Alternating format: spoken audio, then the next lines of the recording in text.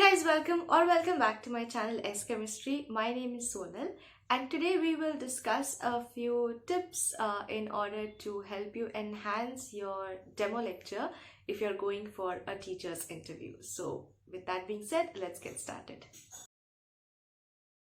Basically, for every demo lecture that you are preparing, there are few things that you need to keep in mind before you actually plan your demo session. So a demo session or a demo lecture is a small lecture or a small session that you have to deliver, okay, during your interview. So it can be either during your interview, or if a candidate is shortlisted, they might like the school or the school authorities might call you a few days later in order to deliver the demo lecture. So my very first interview was for a teacher's post, that was for an assistant teacher's post, and it was with like really small kids, okay. So that was like for the pre-primary classes, and I remember that they had taken my interview, and a few days later they had called me to deliver my demo lecture, and I was really tensed, okay.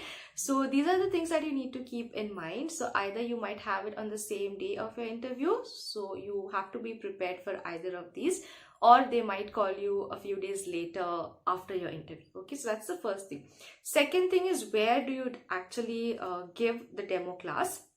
So sometimes it can either be in front of the panel members, as in the members who are taking your interview, okay, directly in front of them, or usually in schools they have it in a classroom, okay. So you'll have like actual kids, and you'll have one or two like the senior teachers there in order to like like see how you are performing during your demo class, okay. So it can be either in front of the panel members directly, or it can be in a classroom in front of students along with some panel members being present there. So in my case, when I did give my demo class, now my demo class was in front of small kids, and I was really terrified because I had zero experience on classroom management, okay. So this is a second point that you need to consider. And the third point, which is actually very crucial, it's basically sometimes they might ask you to give the demo lecture on the session that you have already prepared, or sometimes on the spot.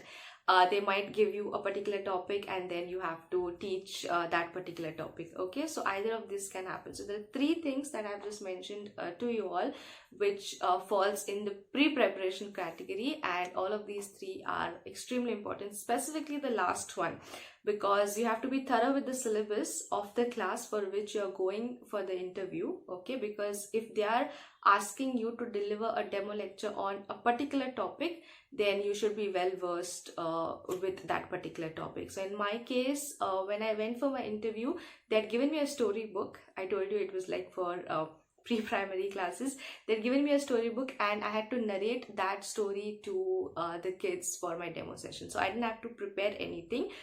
They gave me like sufficient days, and then I had to go to the class and read the story out to them, and obviously make it interesting, make the kids engage, ask questions, or deliver a message, and all of those things, okay. So these things you need to keep in mind. First of all, you need to be prepared for all of this. Now let's get into what the actual content of this video is. So when you are starting to prepare for your demo class, okay, it is always advisable that you pick a topic from the syllabus that is relevant to the class and to the subject that you are going to appear for the interview, okay. You pick a particular topic and do your demo lesson, okay, like practice your demo lesson, fine. Now the two most important qualities which are very important for a demo lesson, okay, or when you're delivering a demo lesson. See, basically, if your interview works really well, okay, but the demo session is a thumbs down, then definitely that is going to risk your selection for that particular job, right? Because as a teacher, you require the qualifications, eligibility, all of that is there, but the main role of a teacher is how we actually teach, correct, or how much the students are able to understand what we are teaching, Okay, so you might have the knowledge, you might have the best of degree, but somewhere if that communication is not happening between the teacher and the student, then the job is definitely at risk. Okay, so if you have already aced your interview, demo session is, like, I think in my opinion, it is twice as important as your interview. Okay, so two important qualities which you definitely need to have as a teacher who is preparing or who is planning his or her demo session. Those two qualities are, first of all, confidence, and second of all, patience. Okay, I'll tell you why. Confidence is, obviously, I told, we might have best knowledge of the subject, but we should be able to stand up on a platform and deliver. Okay, same thing even for a lecturer, you might have the best of research experience, papers published, everything, okay, the best of knowledge. Okay, but if you cannot stand on a platform and explain your ideas to a larger gathering, then all of that goes to waste, right? So that's why confidence is very important. So your now communication skills has two aspects, like you need to be a good speaker and you also need to be a good listener. So as a teacher, you need to have both. So that was with respect to confidence. Now second is with respect to patience. Okay, now patience is very crucial, because obviously you can expect certain number of questions while you're delivering your demo class. Okay, so the questions can come abruptly from the panel members, or the questions can also come from the students, right? And kids, we know they are quite anxious, correct? So some teachers, like, they have a rule which they set, wherein you need to ask questions at the end of the lesson or at the end of the class, but you might have some kids randomly popping up with the questions. Okay, so you cannot really avoid it. That's why I require a lot amount of patience. Fine. And patience also, I mean that if a panel member is questioning you, it is always advisable that you wait till he or she completes his question. Okay, never barge in with your answer while the panel member is actually questioning you. It happens because sometimes when we know the answer, we are so enthusiastic that we just want to say the answer out loud, okay, because we're just so excited.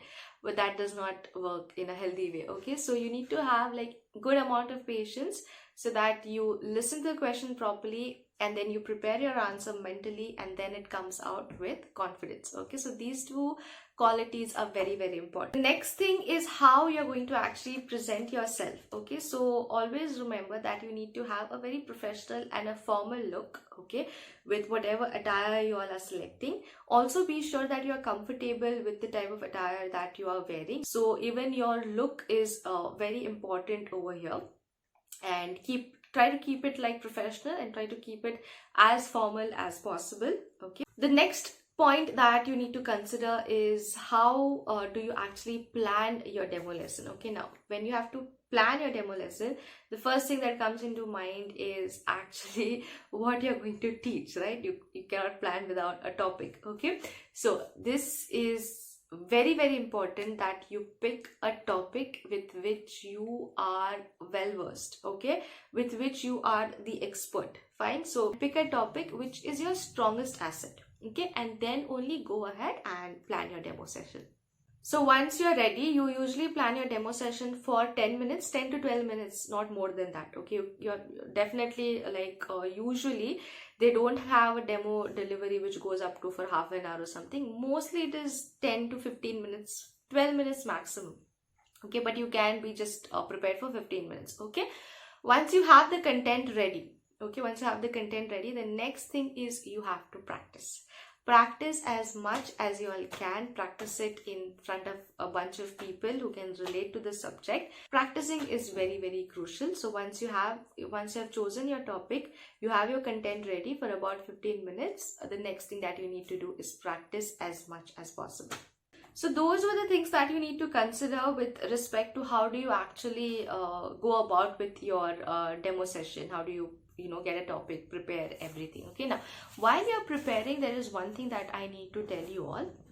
Okay, so imagine that you're going for a demo class and you're already present in the classroom. Okay, so as a teacher, the first thing that you always it's recommended Okay, it's not compulsory as such, but I feel like it is recommended, is you go up to the board and put down the date, okay, and put down the subject. I have just like written a format, put down the date and subject on one side and put down the class on the other side. Okay, put down the date, subject, and put down the class on the other side.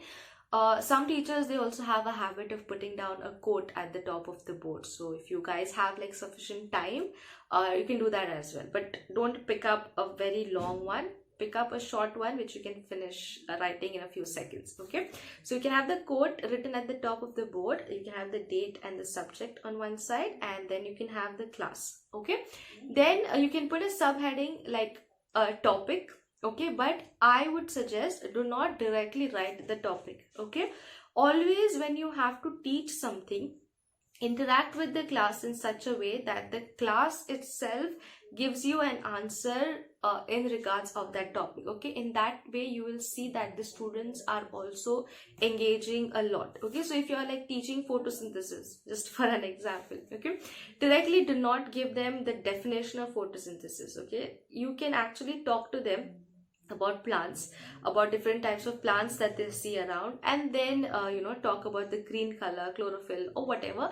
Try to bring the students itself to the topic photosynthesis. So once the word is out in the class, photosynthesis, then write down that today we are going to study photosynthesis in detail.